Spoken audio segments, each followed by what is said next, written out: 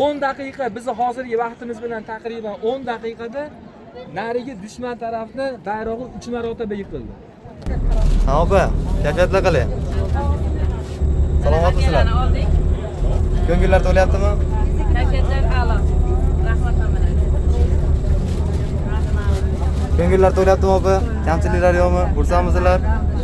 Yana kelasizlarmi? Bizni firmani tavsiya qilgan bo'lamiz deylar boshqalarga. Atir sepishgan ekan-a? Toifdagi atirni hidi. Toifda atirni hidimi? Toifda o'sha atir chiqarish. Ha, Toifda atir zavod bor bilmaganlar uchun. Qur'on kitobni ham oldik. Hozirna yuraveringlar, kayfiyatlar qalay? Yaxshimi? Umringiz uzoq bo'lsin, ziyoratlaringiz qabul bo'lsin. Assalomu alaykum va rahmatulloh. Hurmatli vatandoshlar, qadrli dindoshlar, Xudo xolasa biz bugun mana Uhud tog'iga yetib kelganmiz. Ziyoratchilar bilan birgalikda mana bugun sizlarga inshaalloh shu Uhud tog'ini va kamonchilar tepaligini bir qator obzor qilib yoritib beramiz. Hozirgi kayfiyatlar qalay, yaxshimi? Alhamdulillah. Tinchmisiz? Ziyoratchilar rozimi hammasi? Hammasi alhamdulillah rozi.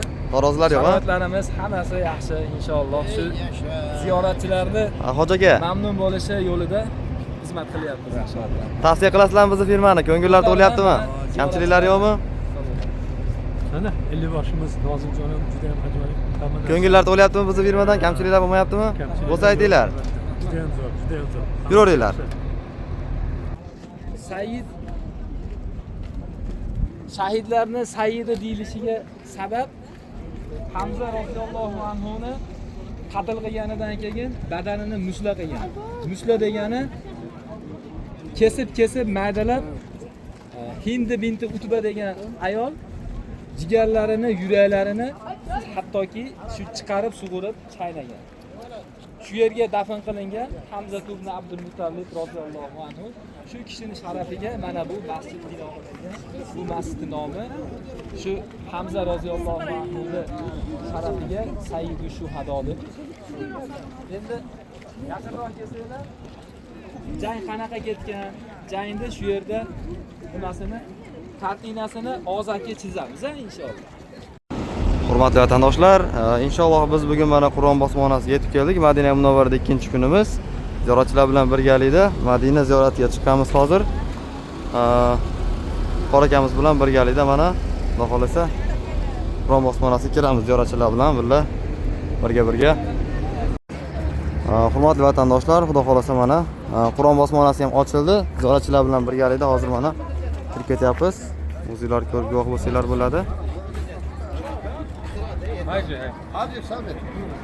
Xudo xolasa mana Qur'on bosmonasiga ham kirib oldik. Endi sizlarga bir qator menimcha hech kim obzor qilmagan joylarni men obzor qilib ko'rsatib beraman.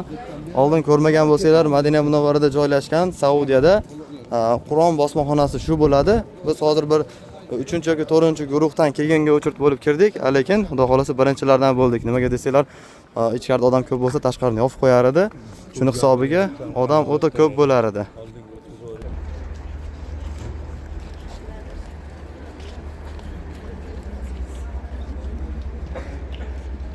Kayfiyat zo'r mana. Shu Xudo xolasa Qur'on bosmonasiga ikkinchi kirishim bo'ladi. Mana Qur'on bosmonasiga kirib oldik. Bir qator sizlarga ichkarlar cho'tki qilib obzor qilib beryapman. Kelishni niyat qilganlar bo'lsa, sizlarga nazariy tushuncha bo'ladi bu. Xudo xolasa hozir bir qator ichkarlar ko'rsatamiz. Kirganimizda eksponatlar bor. Avvalgi chiqargan narsalari, shu bosmaxona tashkil bo'lgandan beri chiqargan narsalardan muzey shaklida ham eksponatlar qo'ygan. Mana bu parchalarda ko'rinadi. Audio kasetalar ham bor. Zavodi. Qur'on bosmonasi zavodi. Mana Qur'on bosilyapti, qarang. Senang. Seronok tak lihat cetakan ni? Nanti sering-sering datang sini. Mana Qur'on bosilyapti, qarang.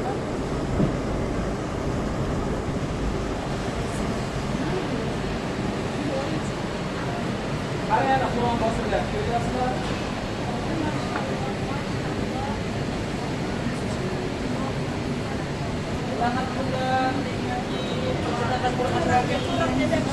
Qur'onni bosilayotgan jarayoni.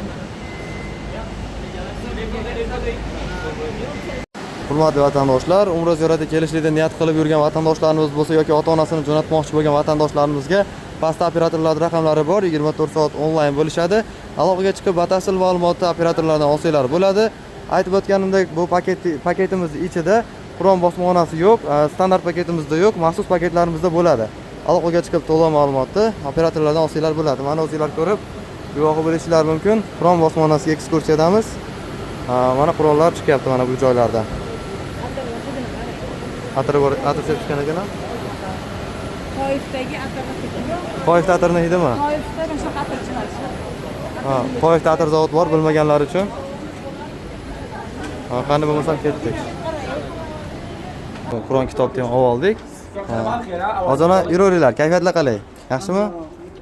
Umringiz uzoq bo'lsin. Ziyoratlaringiz qabul bo'lsin. Hozirna kayfiyatlar qalay? Yaxshimi? Umringiz uzoq bo'lsin. Rahmat. Ziyoratlaringizni o'zi dargohida qabul qilsin. Bosmaxonadan Qur'on kitobni oldik. Kayfiyatlar zo'r.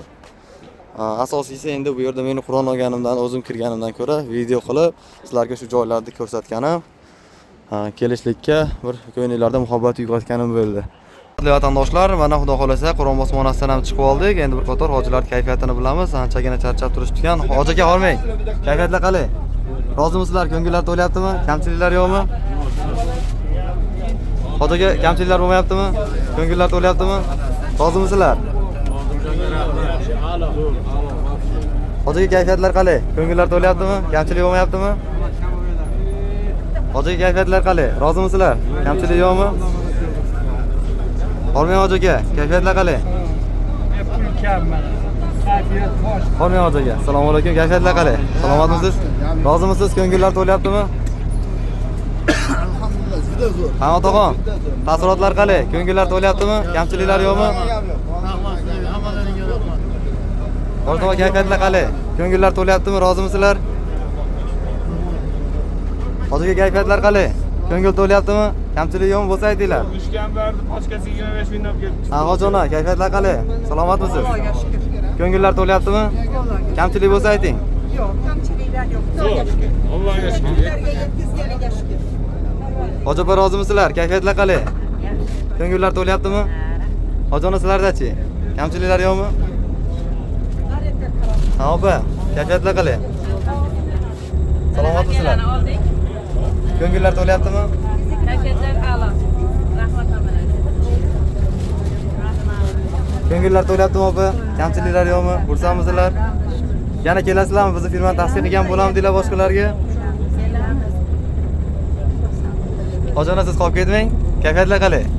Olmay qo'yavering, shart emas. Ko'nglingiz to'layaptimi? Rozimisiz? Kim bilan keldingiz? Qayerdansiz?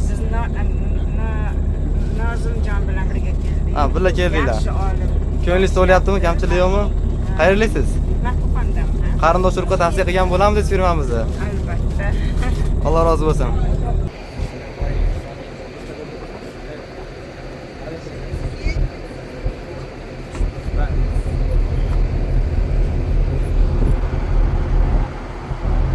Hurmatli vatandoshlar, xudo xolasa mana Masjidul Qubo payg'ambarimiz birinchi qurilgan masjid, Masjidul Qubo masjidiga yetib keldik mana.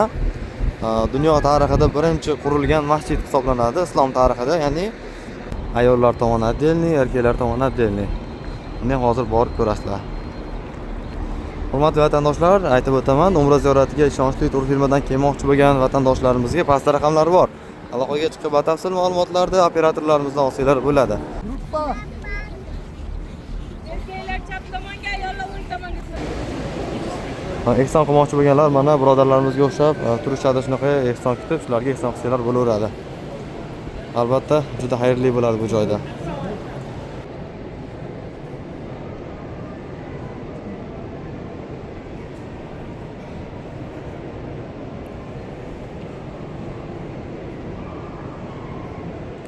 Islom tarixida birinchi qurilgan Masjidul Qubo. Hurmatli vatandoshlar, xudo xolasa mana Xurmo bog'iga ham ziyoratchilar bilan birgalikda yetib kelib oldik.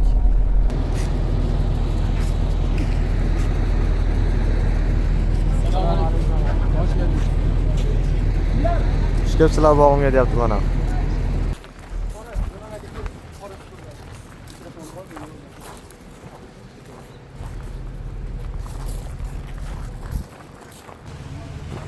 Bu joy o'zingizlar bilasizlar, juda issiq dam bo'ladi. Shuni hisobiga mana akalarimiz ozgina kislorod ishlab chiqargani suvlarni bu yerda fontanlarni qilib qo'yishgan ekan. Ziyoratchilarga albatta qulaylik bo'lishligi uchun piyoda mana kofelar. Bir qator hozir ichkariga ham kirib ko'rsatib beraman. Ichkarida ham obzor qilib, chiroyli qilib yoritib.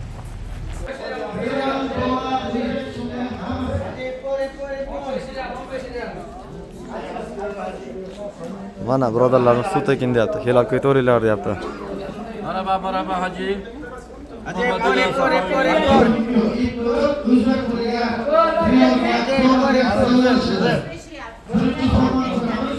Mana aytishyapti. Xohlasanglar dollar beringlar, xohlasanglar so'm beringlar, xohlasanglar real aytgan summalarga yuraveramiz deyapti.